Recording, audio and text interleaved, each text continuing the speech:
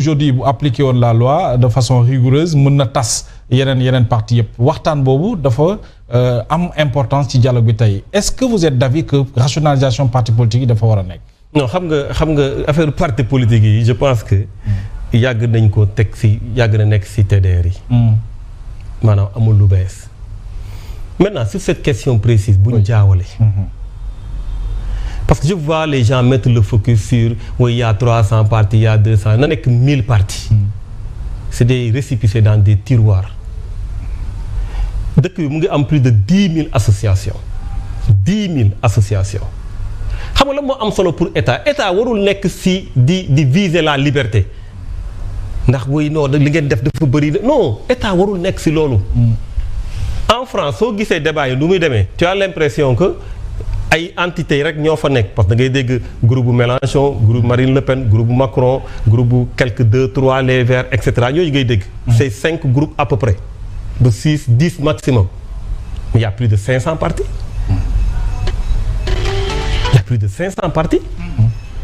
mais doo ñu si wax. parce que c'est la liberté.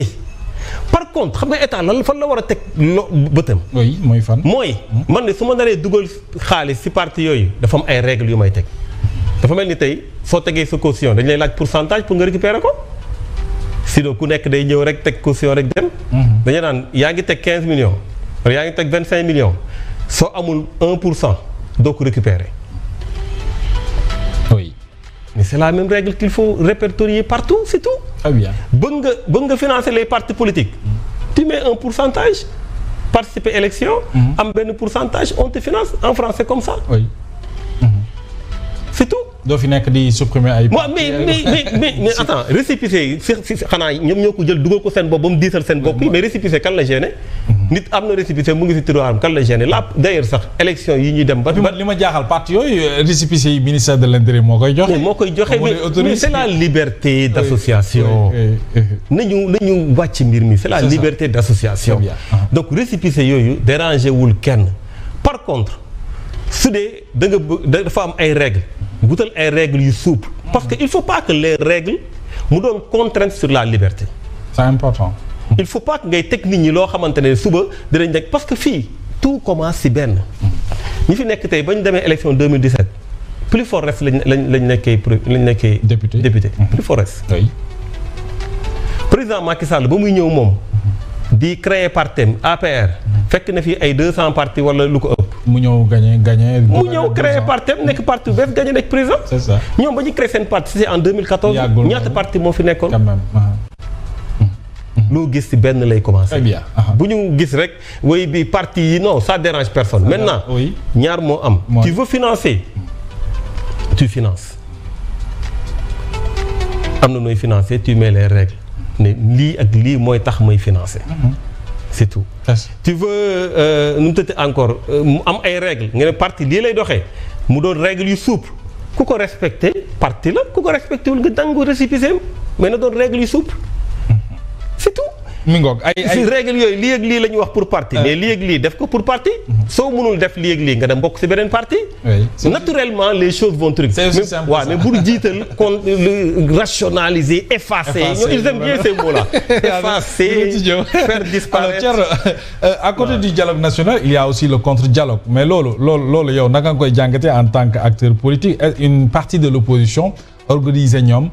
seen dialogue ñu ngi ciy gis ay formation politique ñu ngi ciy gis également la société civile le rassemblement des travailleurs licenciés à côté du dialogue un contre-dialogue comment l'expliquer? c'est l'expression plurielle. xanaa xamul dans le monde forum bu am na contre-forum. am na ñuy ñëw parce que c'est une manière de montrer de mettre les projecteurs foo xam ne ñi gisuñu ko. parce que dialogue bi ñëw waaw ñun kay moom vraiment nitu jàmm nga lit mais loolu ñaata lañ ko dégg. ñun ñaata non franchement man benn moment damay seetaan ba si yàgg mais j'ai l'impression que Macky Sall moo toog ne. affaire yi lépp waaw lépp dañuy ñëwaat la même chose même chose. mooy jàmm kan moo bañ jàmm.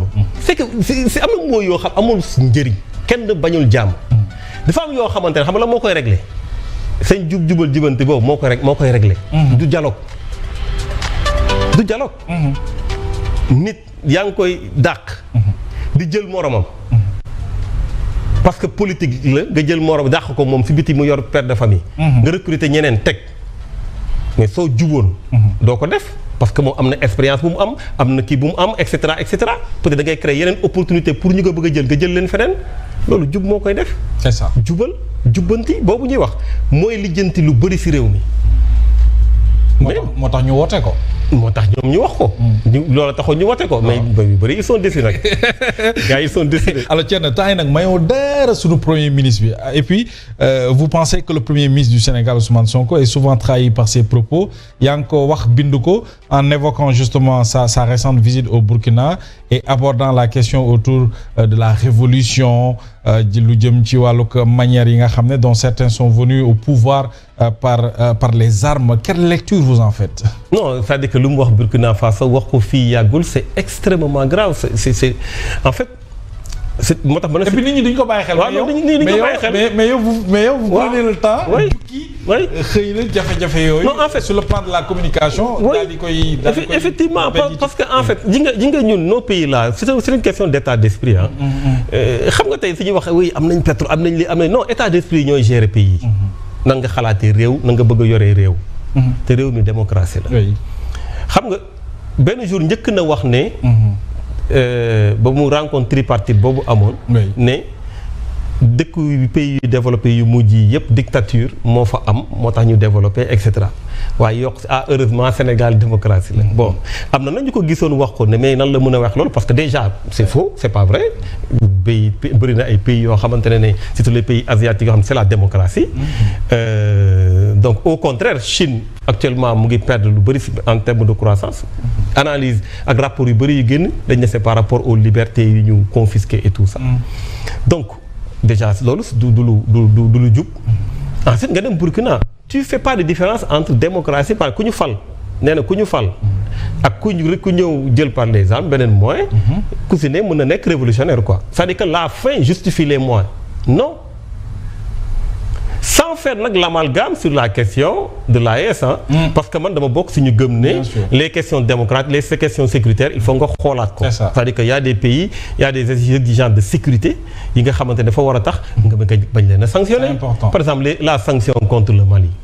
embargo Mali mais franchement c'est une double peine. ñoom ñu ngi leen di songu seen biir pays ñu ngi wut ñuy xeexee ngay def leen encore embargo. Ça n'a aucun sens. Donc c'est indépendamment de cette kii là. Et le fait que mu wax ne bon mais ça pose problème ça veut dire que tey jii nii yàlla na si yàlla musal. su coup d'état amoon Sénégal fii mais moom justifié na ko ba pare. c'est-à-dire que ñooñu dañ leen wax rek ne l'essentiel def leen ay résultats rek vous êtes des révolutionnaires mais loolu c'est grave. maladresse la ñun démocrate mënuñu non bu mag. parce que en réalité la démocratie dañ ko construire de sorte que. nit ñi dañ leen jox rendez-vous aux urnes. Président Macky Sall ñu d'accordul ak moom ba ñu xeexee ba xeex fan lañ ko gagné du urne yi. dem na Sénégal am ci histoire aussi bu ñoŋ bu ñëpp àdduna bi yëpp. dem na ñeneen exception africaine sax la ñuy woowee. surtout man tey c'est vrai que ñoom mosoon nañu wax ne way su naree compliqué na pouvoir na militaire yi jël pouvoir bi. xam nga loolu yëpp c'est des idées yoo xam ne da ngay dem ba. da ngay voilà ça revient. oui ñun gëmmuñu loolu. ñun gëm nañ ne président Bassirou Diomaye Faye il est là pour 5 ans. bien sûr kenn waru ko laal. il est là pour 5 ans. fii ñu yegg 5 ans nag lu ñu xalaat dañ koy wax. ci réew. nous sommes dans une démocratie. très bien voilà. On parle de la justice aujourd'hui yaa ngi ko doon évoqué sànq le dossier Abdou Nguer corsé en instruction à côté ñu gis ay chroniqueurs wala ay militants pro-Pastef souvent délit yi ñuy def dafay xaw a méngoog ñi ñu yóbbu instruction def mais souvent dañ leen yóbbu flagrant délit alors loolu est-ce que mën nañu wax une justice à deux vitesses par rapport ak ce qu'on est